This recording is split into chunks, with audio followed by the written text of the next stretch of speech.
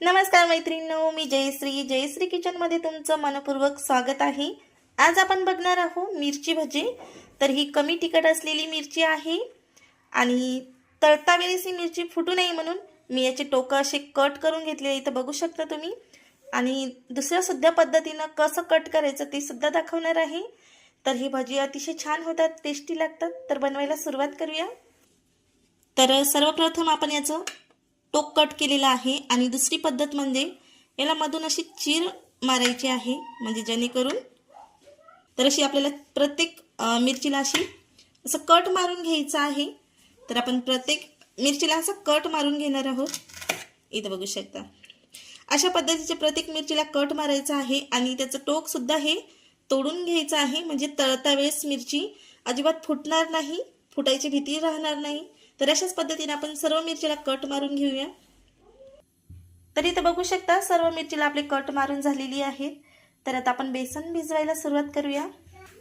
तर इथे मी 1.5 कप बेसन घेतलेला आहे आणि यामध्ये काही जिन्नस मिक्स करायचे आहेत ते बघणार आहोत।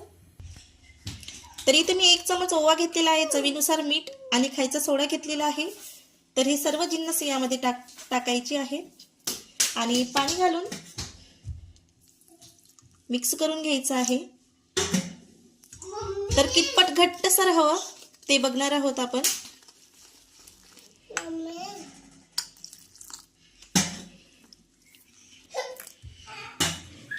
तर इथे बघू शकता अशा पद्धतीचं आपलं बेसन मिक्स करून झालेलं आहे। तर इथे बघू शकता बेसन आपलं छानपैकी मिक्स करून झालेलं आहे आणि इतपत घट्टसर ठेवलेलं आहे मी।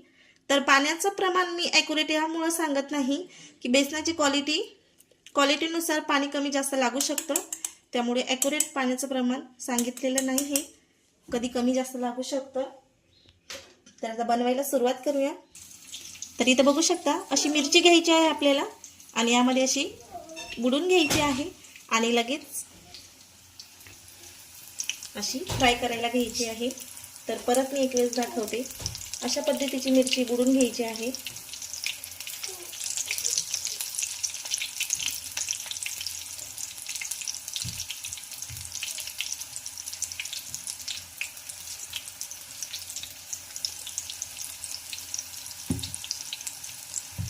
तर इथं बघू शकता अतिशय छान आपली मिरची भजी फ्राय झालेली आहे,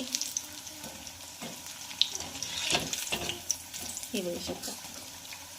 तर परत दुसरी बॅच आपण तळून घेणार आहोत।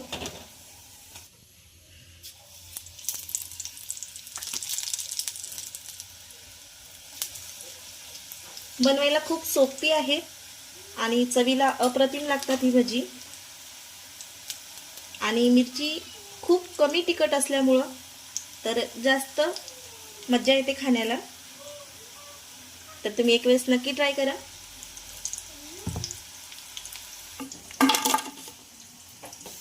तर इथं बघू शकता तुम्ही अतिशय छान आपली दुसरी सुद्धा बॅच फ्राय झालेली आहे। तर अशाच पद्धतीने आपण सर्व मिरची भजी फ्राय करून घेऊया।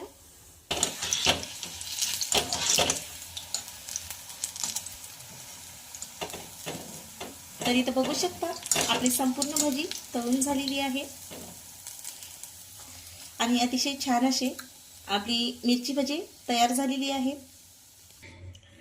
तर रेडी झालेले आहेत आपले गरमागरम मिरची भजी। तर कशी वाटली तुम्हाला रेसिपी नक्की कमेंट करून सांगा आणि असेच माझे छान छान व्हिडिओ बघत राहा आणि मस्त राहा, मस्त खा।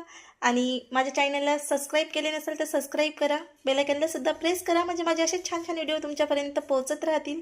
धन्यवाद।